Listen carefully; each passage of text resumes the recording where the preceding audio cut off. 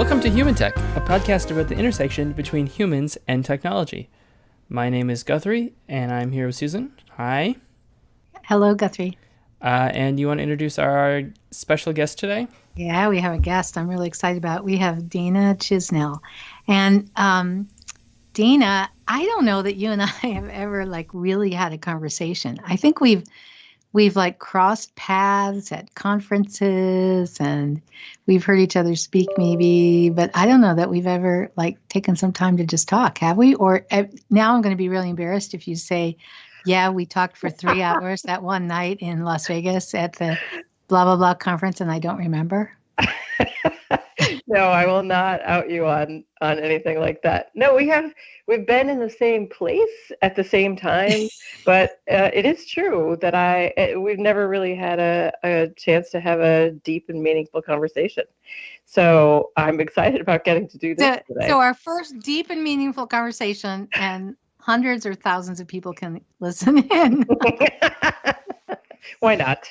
All right. So let's there's so many things I want to ask you, so many different places to go. Let's start with, you mentioned right before we turned the recording on that you just started a new job. So why don't you tell us what the new role is, and then maybe tell us what the previous role was. Okay. So I just started as a founder partner. We haven't actually decided which order. It's so new. We haven't decided which order those things go in. Partner founder, I'm going with that, at a civic incubator. We're calling our thing Project Redesign. The civic incubator is housed at the National Conference on Citizenship, which is about civic engagement, not on immigration. So this is a federally chartered nonprofit. NCOC.org is a federally chartered nonprofit. That means that Congress gave the stamp of approval to form this thing. It was officially chartered in 1953, but it was sort of founded post-war by President Truman and President Eisenhower as to harness the civic feelings and the engagement that communities had in wartime and immediately post-war. Wanted to harness especially the patriotism of veterans coming back to the United States, and literally hold a conference every year about civic engagement and citizen involvement. But this past couple of years, the board and new leadership there saw that there was an opportunity right now to try some new things to engage people across the United States so that they would have the chance to participate fully in our democracy. Wow. And so you said National Council. What was National Conference on Citizenship. National Conference. Mm-hmm. Yeah. So, like I said, they literally hold a conference every year. It is largely community-based organizations that work on civic engagement. Everything from, get out the vote to participatory budgeting and a bunch of other nerdy things. But in addition to the conference, they wanted to take some 21st century steps toward including more people in different ways. Wow. So how long have you been doing this new role? It's pretty new. Yeah, it's really new. Just started at the beginning of February 2020. And so what my team is doing at Project Redesign is working on user-centered policy design. User-centered policy design. Yeah. So right, what does that mean? It means almost what you think it means. Many of us have been practicing user-centered or human-centered design in the private sector, in companies and organizations for decades. But the way policy gets made is much is still far away from having a deep understanding of the lived experience that individuals are having every day. And so policymakers tend to rely on academics and other experts to inform their problem definition. But design has really good tools for doing a much better job of that. Right. And what are the real problems? What are the real solutions? And how are people experiencing those real problems? Right.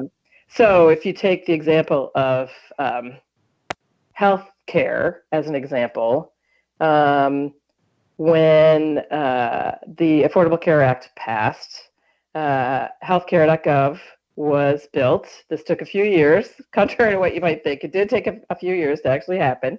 And when it rolled out, there were a number of issues. Those were resolved. Those were mostly engineering and technical issues, some usability problems that mostly have been overcome over the years.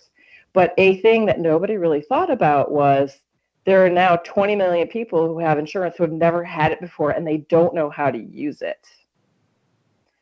So while we've seen really great outcomes from healthcare.gov existing, people are healthier, they stay in their jobs longer, children are healthier and stay in schools longer, lots of good outcomes. They could be even better if we'd been able to build into the policy ways to help people understand how to make the best use of this new benefit. And so those are the kinds of the things that we're looking at. It is proactive rather than reactive design, and I'm excited about that too. I have a question. Yes. So in this space, it just sort of feels like a lot of the specific problems that you're talking about this space happen to be some of the, I mean, I think maybe it's just public perception. I don't know if this is actually true. Things that work the worst. A lot of states, in like getting people to vote is really hard, and there are long lines and waits and frustrations. Obviously, anything regarding healthcare, the marketplace, there were the frustrations. The whole election process, there are frustrations. I feel like a lot of the stuff you're the problems you're working on are things that people just seem to dislike. Not because of the things are wrong, but just because of the institutions in the United States.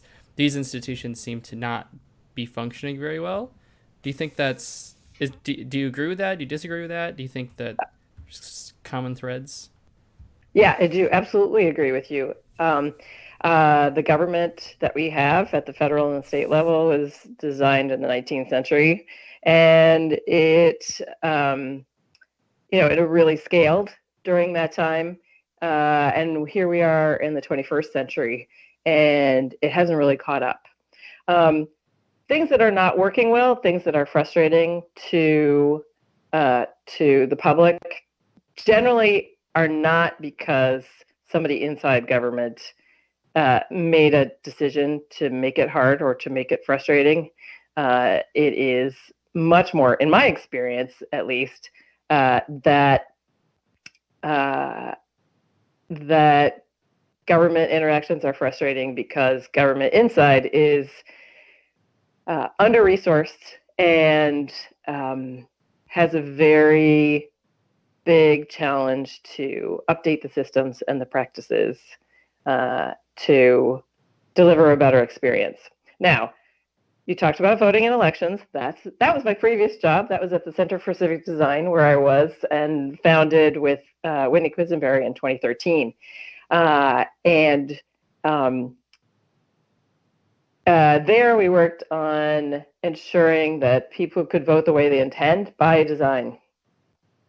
Did tons of really great research, worked with thousands of local election officials at the state, county, and town levels to help them up their design IQ so they could do a better job on the ground. And almost all of them all of them who we worked with, work really hard at making voting easier for people, getting access to the ballot easier for people who are eligible. The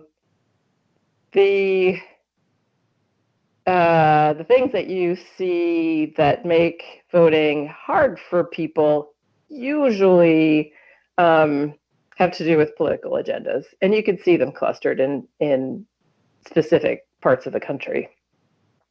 They're definitely voting cultures. So if you look in the West, California, Washington, Oregon, Colorado, super progressive. Like now, if you live in those places, you just get sent a ballot in the mail and a voter guide. And there's tons of plain language, beautiful information about what's going to be on the ballot, who the candidates are, what the propositions are, how to get more information. And you get basically 30 days to vote. Mark your ballot at your kitchen table and drop it in a drop box.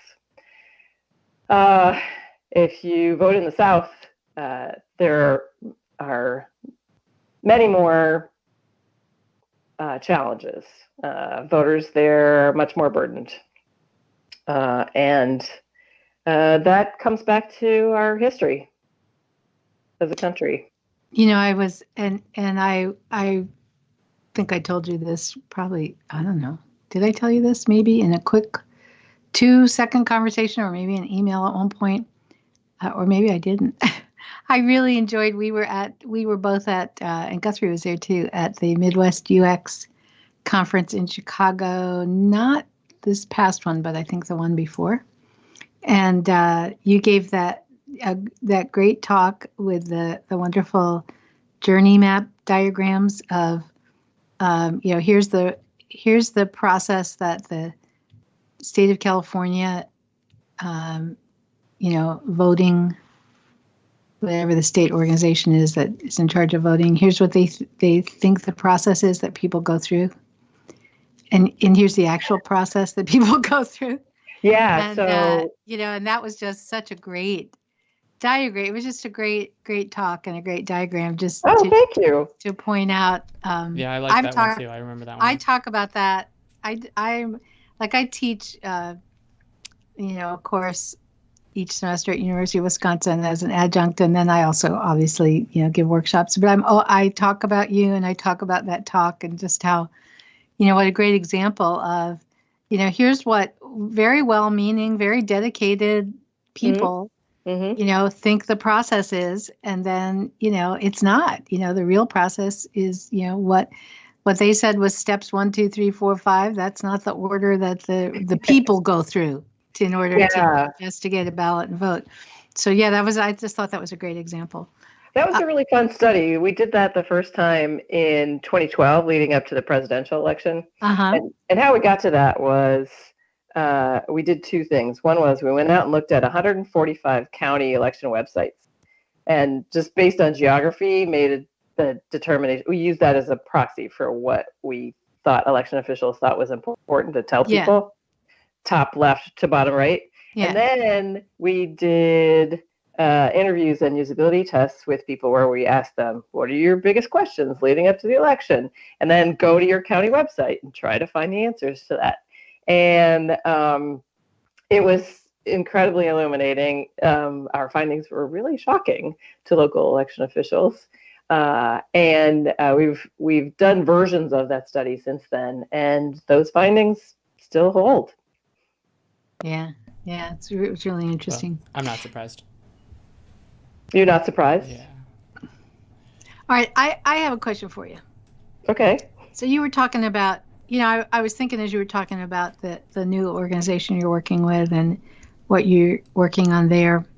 And I would think that, working in the public sector like this has some similarity in terms of, problems, obstacles, difficulties doing this kind of work, user-centered work in the public sector, with the types of problems, public policy problems. There's some similarities between what it's like to try and do that work in the public sector versus the private. For sure. And I would think there's also some differences. Yeah. between, what the obstacles are. And I know you just started working on this, but what do you you have any ideas about what's similar, what's different?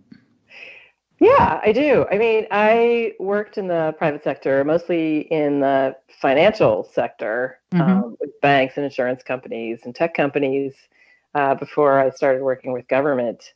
And I was lucky because I got to be in as a consultant most of the time. So somebody decided that having somebody around who was paying attention to users was a good idea. But I often encountered resistance in those companies to spending time with users, learning from them, even doing things as simple as usability testing, because it slows the process down. So over the last several years, I've had the chance to work with lots of government folk.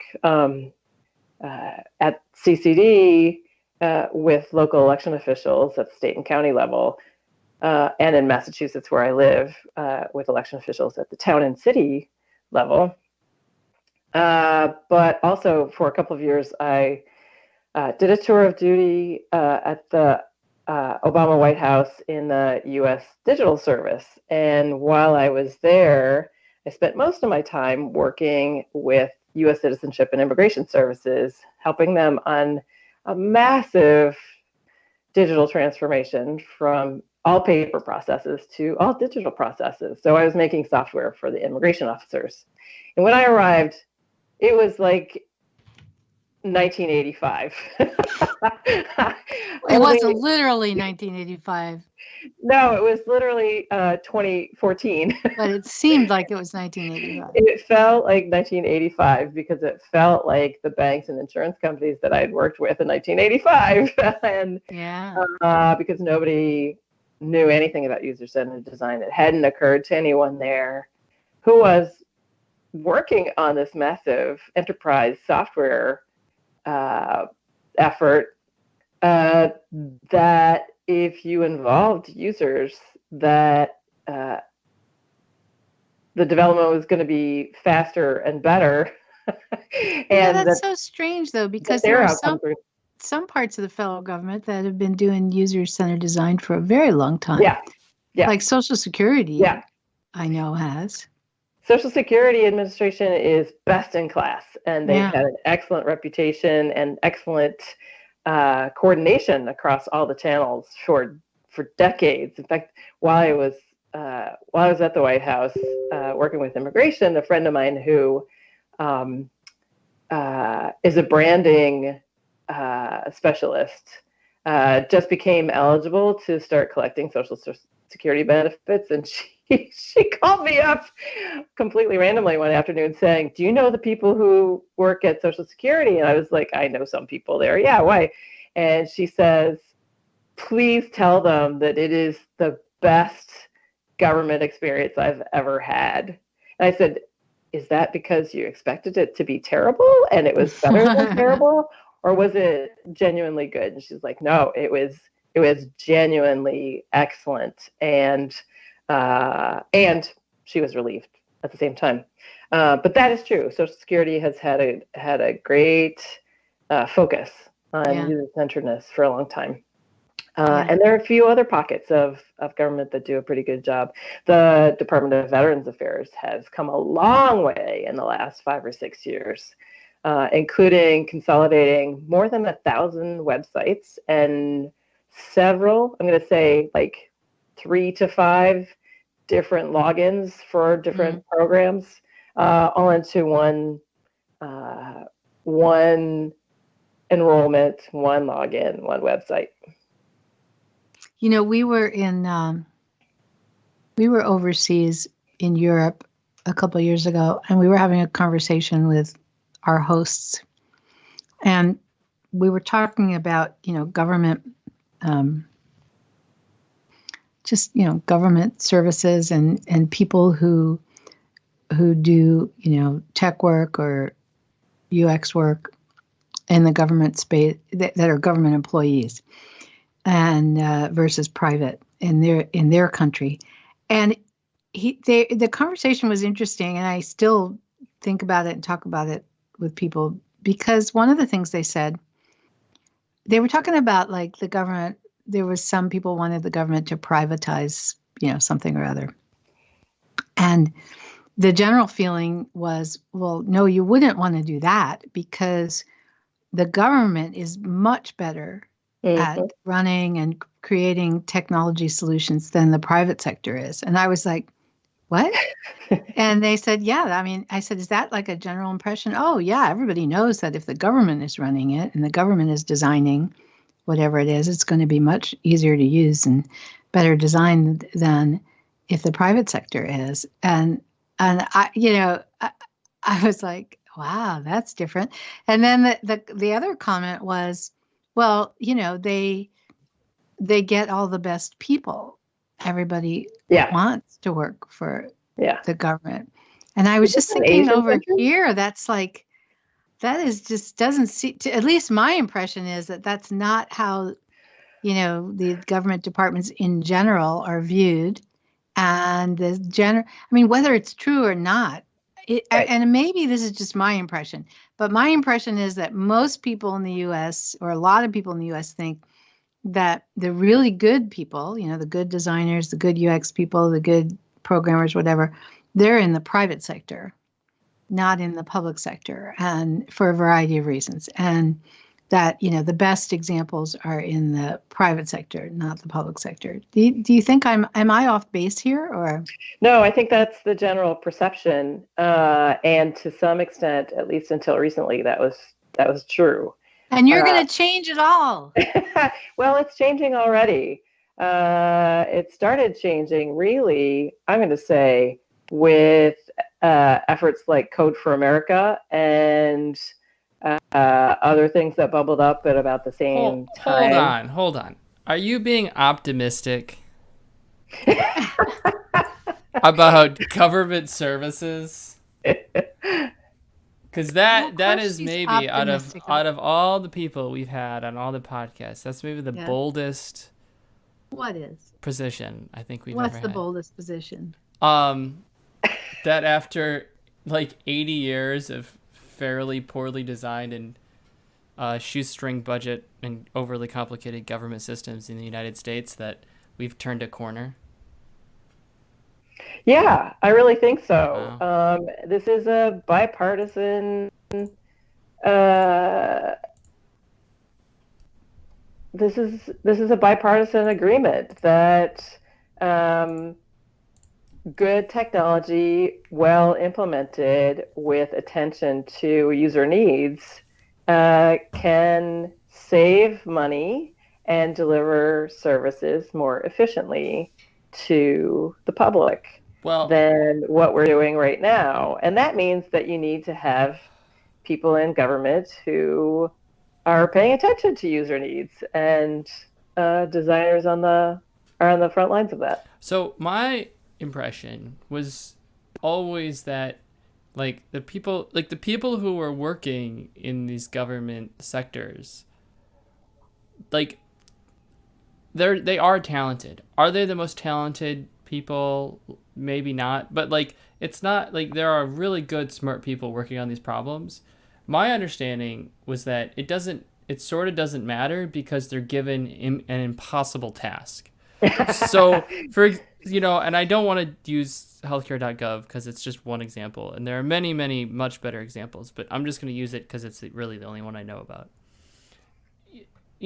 They were tasked with, hey, you need to coordinate 14 different separate software systems that don't talk to each other. More than that, actually. Yeah, and there's 50 states, and then you have to communicate to the insurance company. And it's basically, if we're doing design, we work with a lot of companies, and they have talented UX designers, and the end product often isn't good, but it's not their fault. It's because so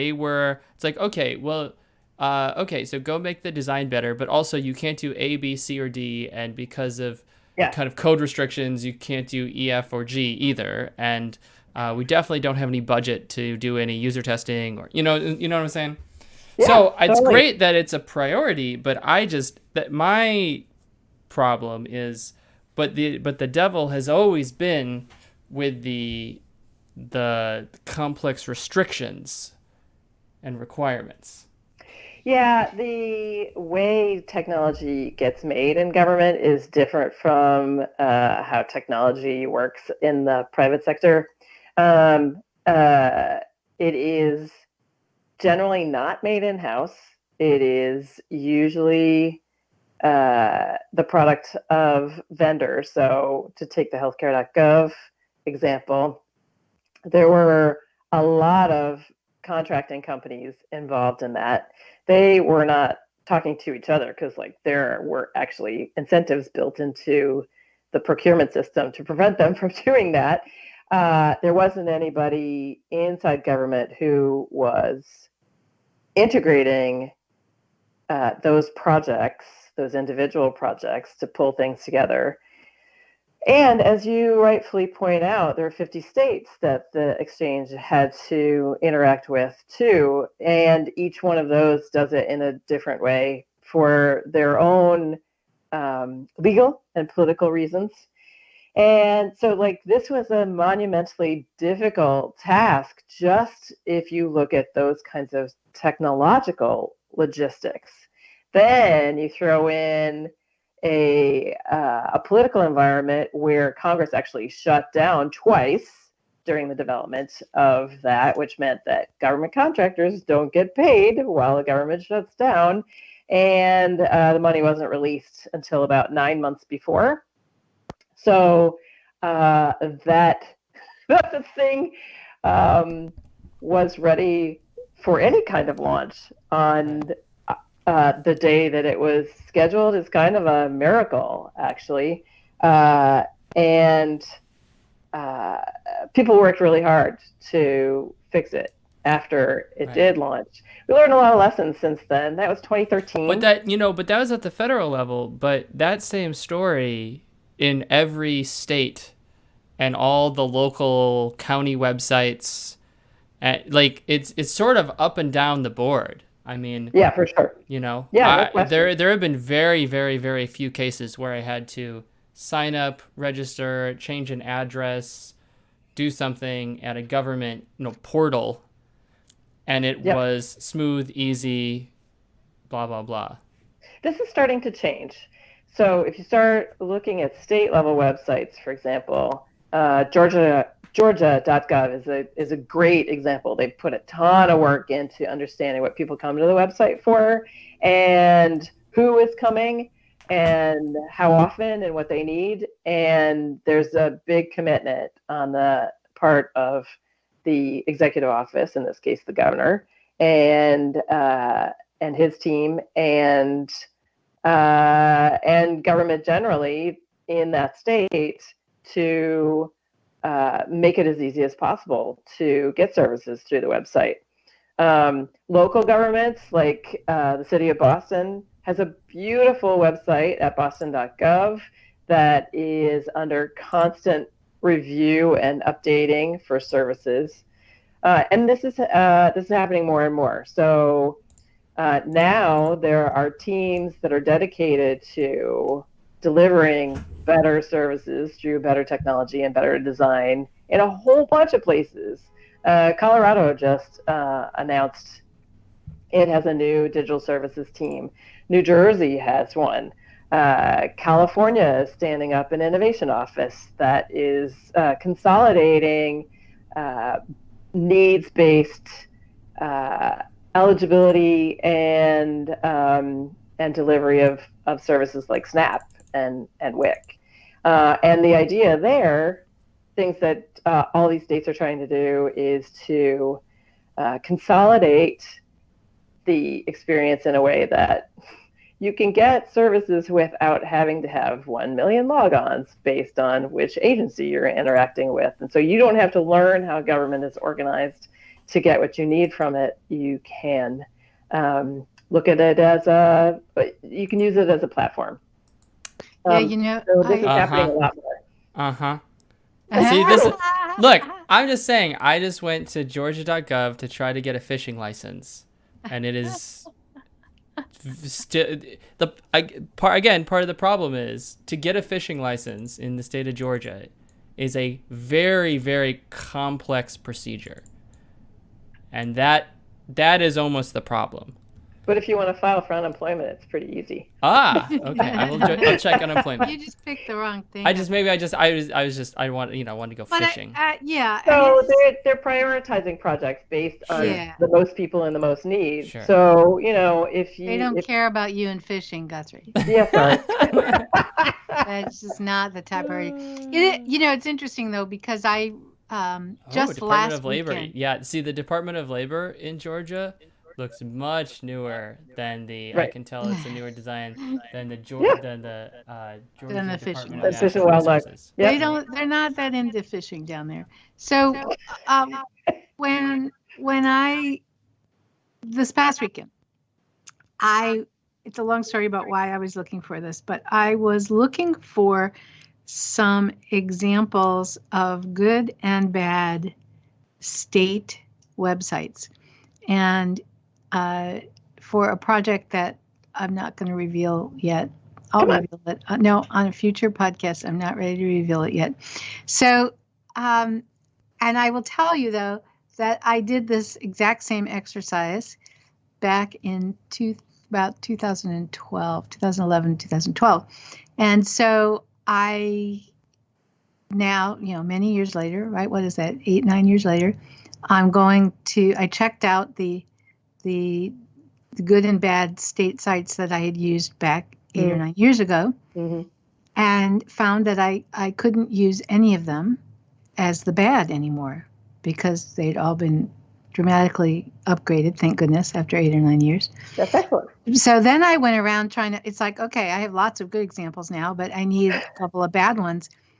I almost had to go through all 50 states to find what I thought was, particularly bad one. I finally found 2 that I thought were definitely not as good as the others. But I was pretty impressed that not just that it was more updated, but that it really did seem that somebody was paying attention to what are the things that people are wanting to do, when they come to the main website of their state.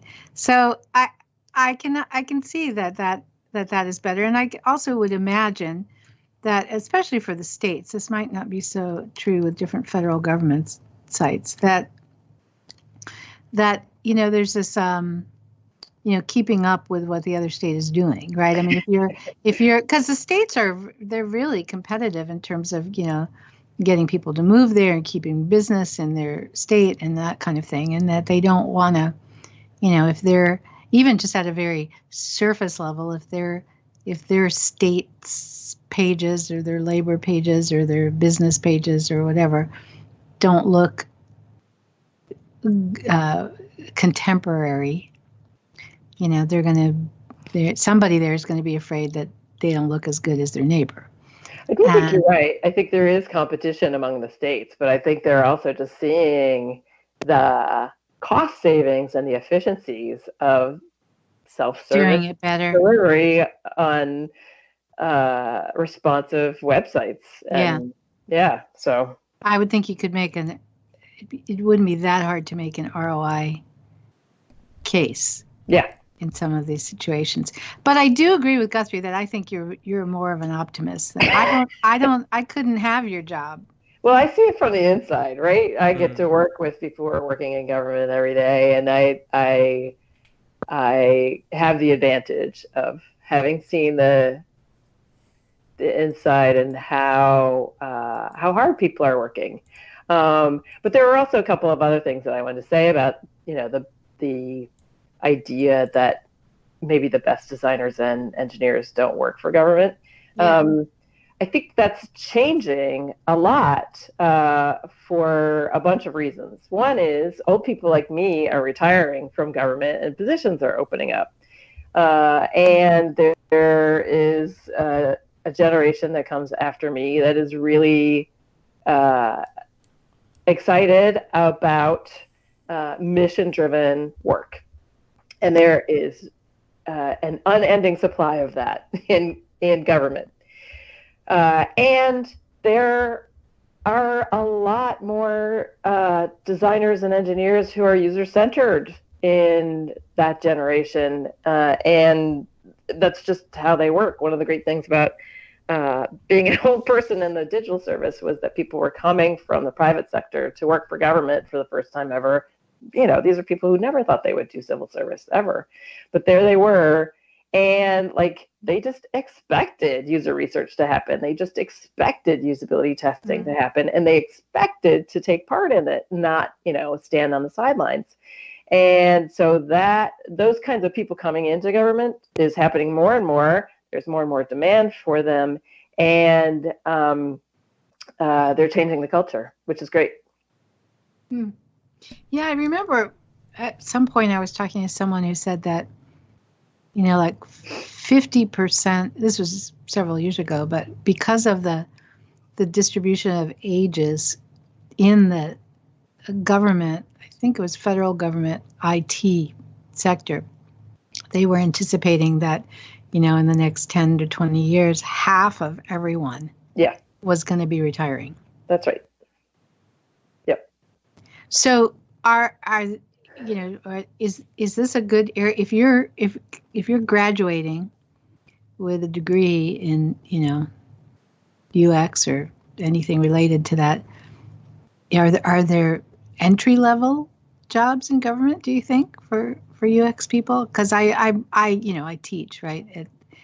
And it's interesting what you said about people coming out with those skills, because the program I teach in, it's in computer science, but you know, the students there, some of them are specializing in UX, but even the ones that aren't specializing in UX, they're getting user-centered design, human factors, user testing, user research. I mean, that's in the curriculum, which I think is wonderful. It's an undergraduate curriculum. It's all built in.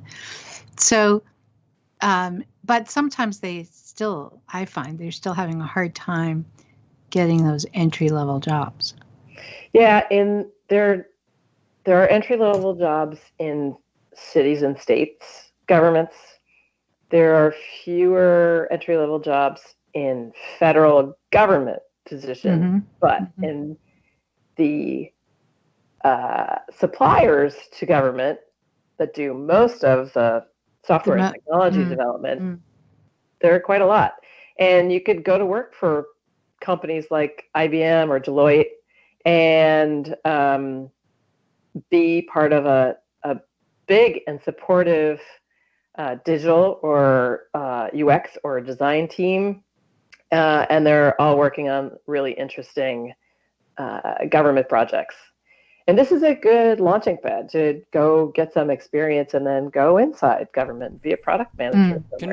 Can we?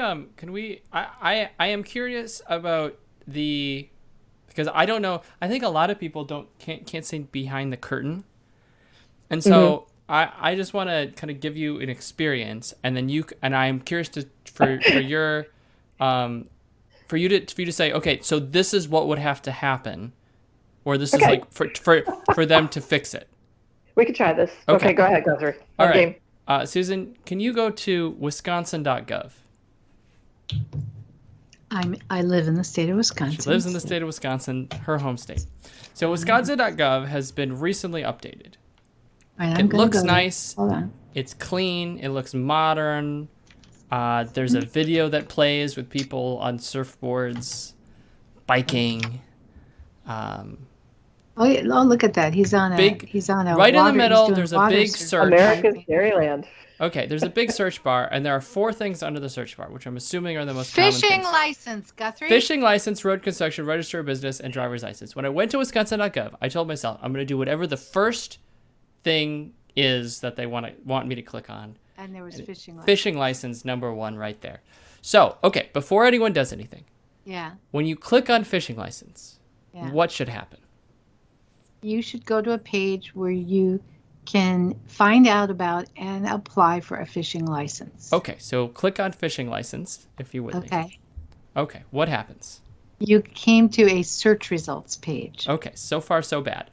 So let's click. Although there were a lot of fishing things. There there are 37,000 results when you search for fishing license. When you click on the button that says fishing license, I it get just 38,400. Oh, weird. I only have 37,000. I got 37,300. Bizarre. Maybe it's because you're in the state of Wisconsin and there are pages that are only. Oh, could be.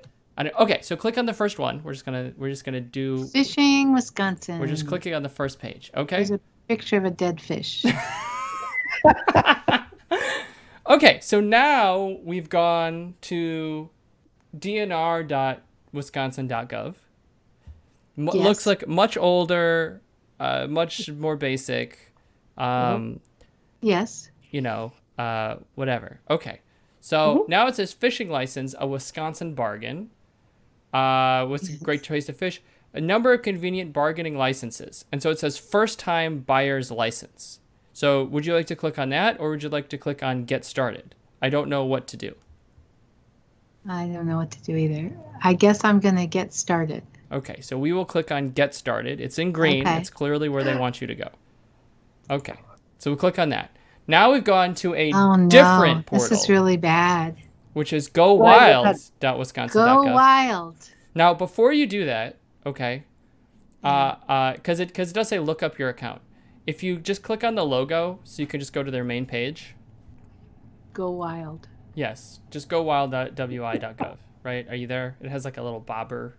Yeah, now a window popped up to tell me about how proud they are of the new design of their Go Wild homepage. Now, it looks nice and modern, okay? Yeah. But we're trying to get a fishing license. So if you just look at this main page, how do you get a fishing license? Well, first I have to close the pop-up. Well, okay, fine. Right? I can't get the fishing license because I need an account. I have to. But hold on. Oh, yes, this is we really know bad. we need an account. It says username and password. On the bottom, it says browse classes. It's quick and easy harvest reporting. Don't know what that is. Click and go renew now. Well, we can't renew because we don't have one. So we clearly need an account. But how can you create an account? Because there is no button to create an account. Oh, God. The only place you can get it, I've already done this, is don't have one, use account lookup. Which would make no sense because I don't have an account. But if you click on account lookup, you go to where the get started button took you before, where look up account is actually the page where you create your account. All right, so but the reality is, Guthrie, that this is actually all about fish conservation. We don't want more people fishing here.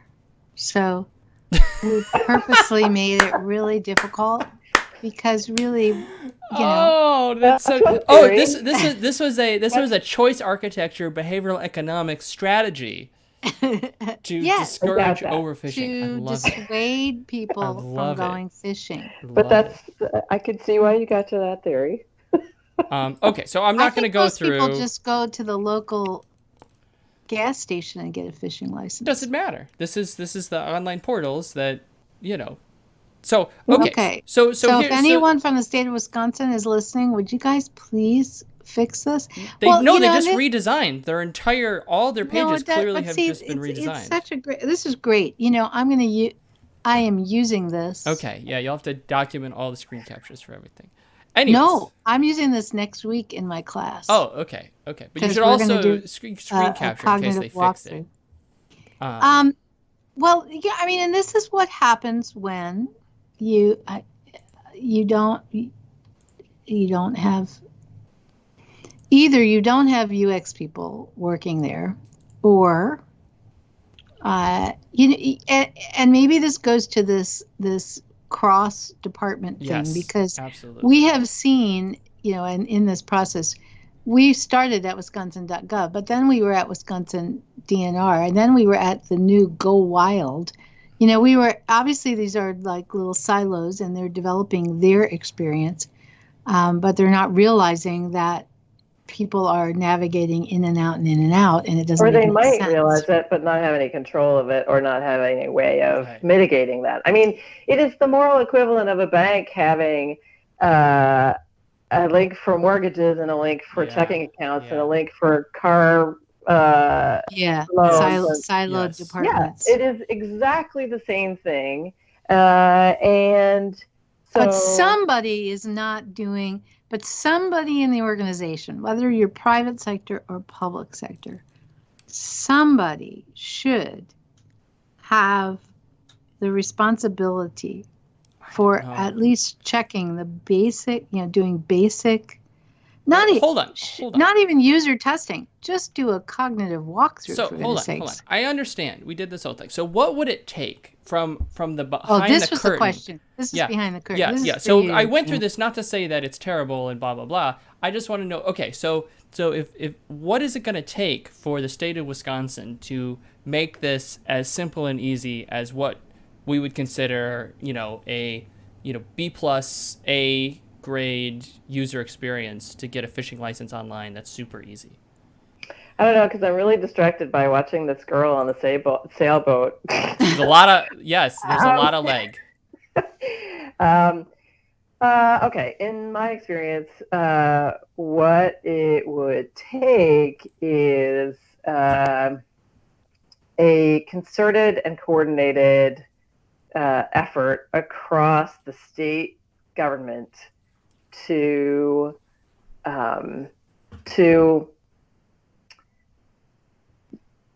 unify the experience, that there should be agreement that Wisconsin residents shouldn't have to figure out how to navigate different agencies and departments in the state government to get a fishing license. And also, while there may be different initiatives, like, I don't know, what is Go Wild anyway?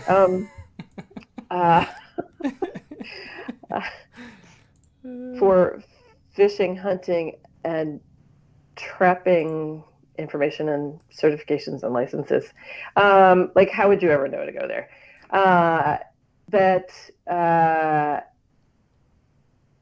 Instead of being centered on what the government wants to tell people, they need to focus on what people are coming to government for.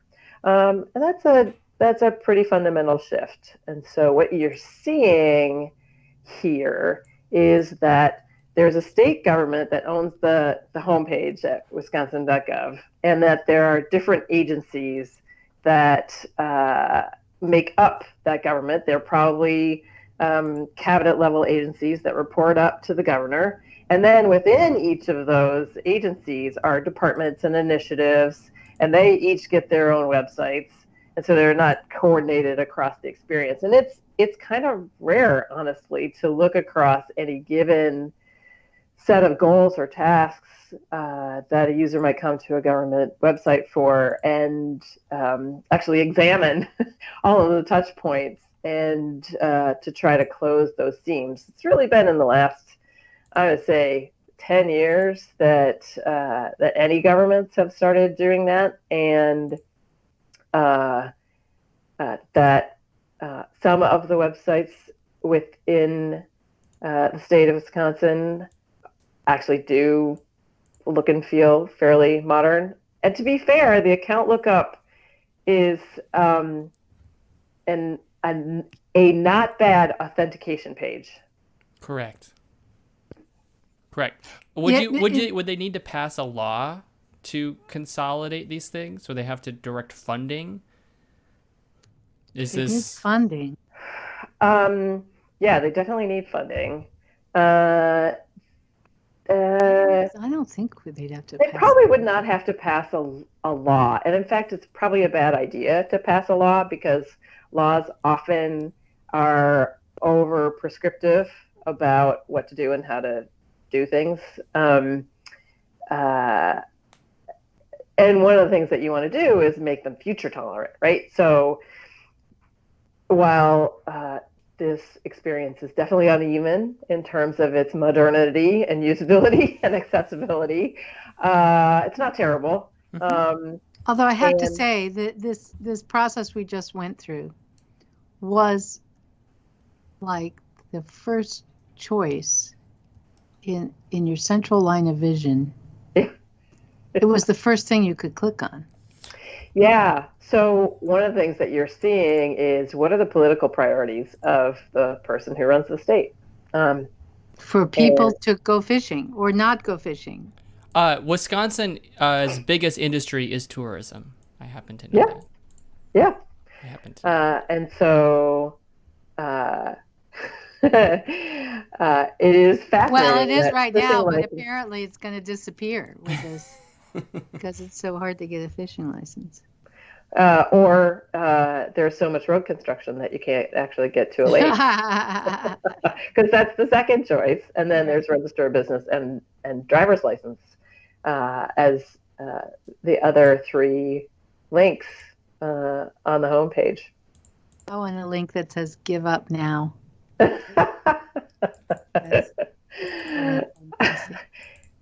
So yeah. So Dana, are you very excited about this new opportunity? Is it overwhelming though? It is wildly optimistic. It's pretty audacious. Great. And yeah, it's totally overwhelming.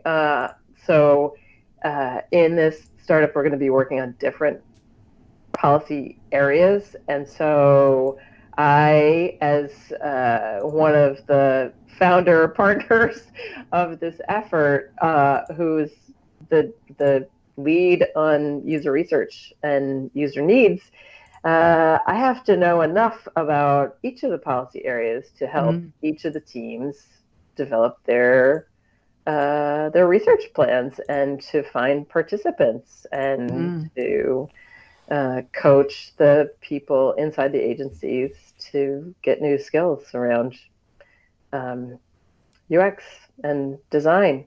And so, fortunately, I really do love the deep dive into the policy area and learning what the constraints are, especially the tech constraints, but also the legal constraints, and how they interact is fascinating to me. So, for example, my current deep dive has been around student loans and how they work and how repayment plans work and don't work. That's important. Yeah, so just learning about how people fill out the FAFSA, the name of which I can never actually remember, except that it's the free application. Federal aid student ID, I think. Financial student. I don't know. Yeah. No, the first F is definitely free application for federal student. Oh, really? Aid, I think. Something like that. Yeah. Free application. That was for federal student aid. There you go. Right.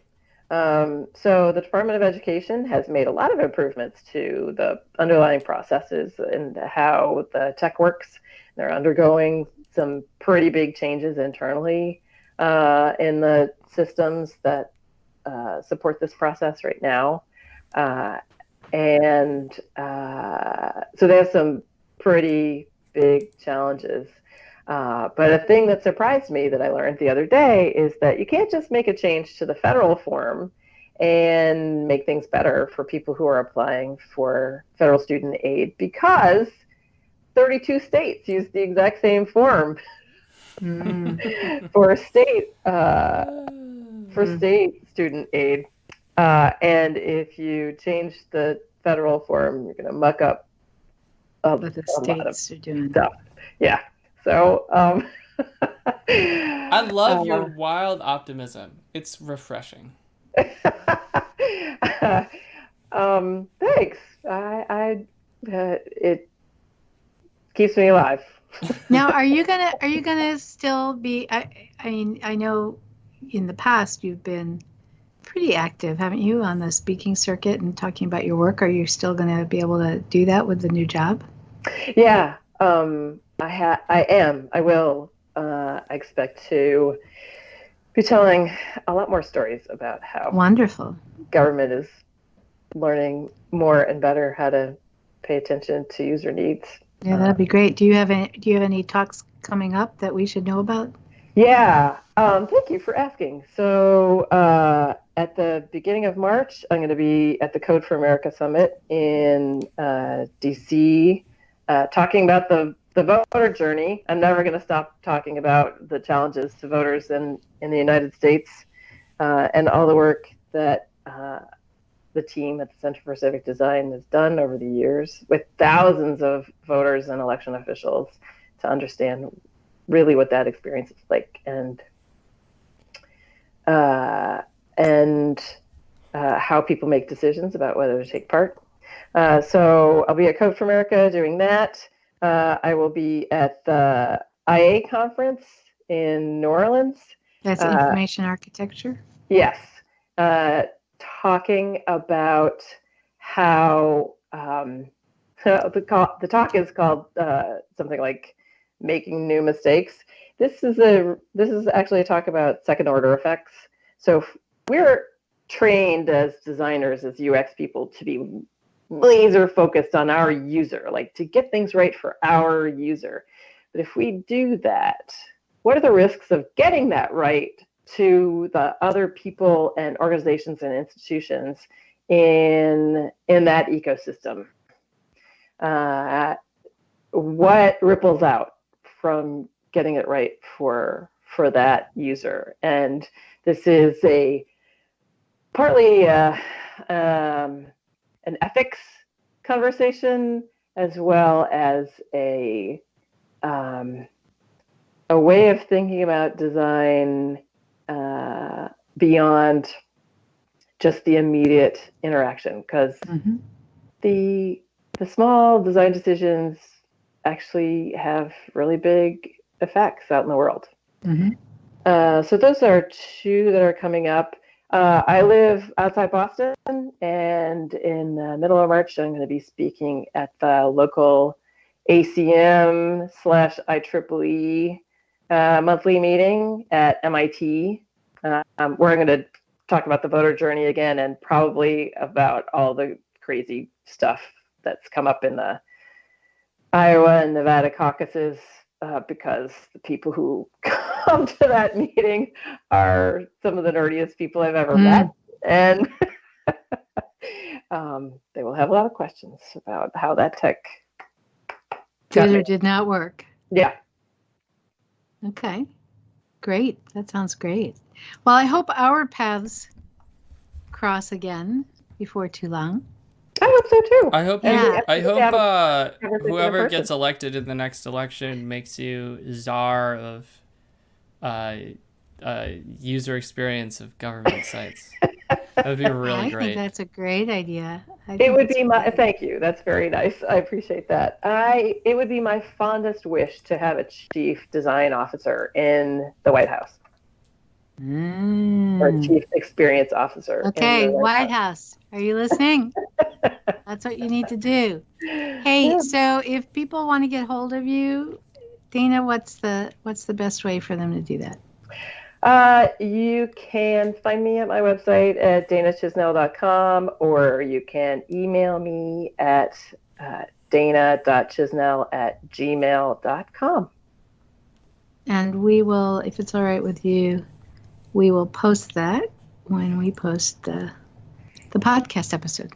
Absolutely. If anyone out there needs to get in touch with us, again, our email is always info@theteamw.com. Dana, thanks so much for joining us. Great conversation, and I'm so glad there are some optimists out there, because that's not me. The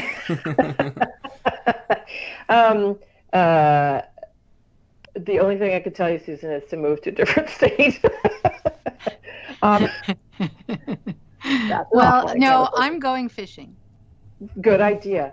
Thanks for this conversation. I really appreciate it. And Guthrie, I especially appreciate your challenge. That was fun. Of course. That's what I do. All right. Thank you so much. And Bye. Thanks, everybody. Bye.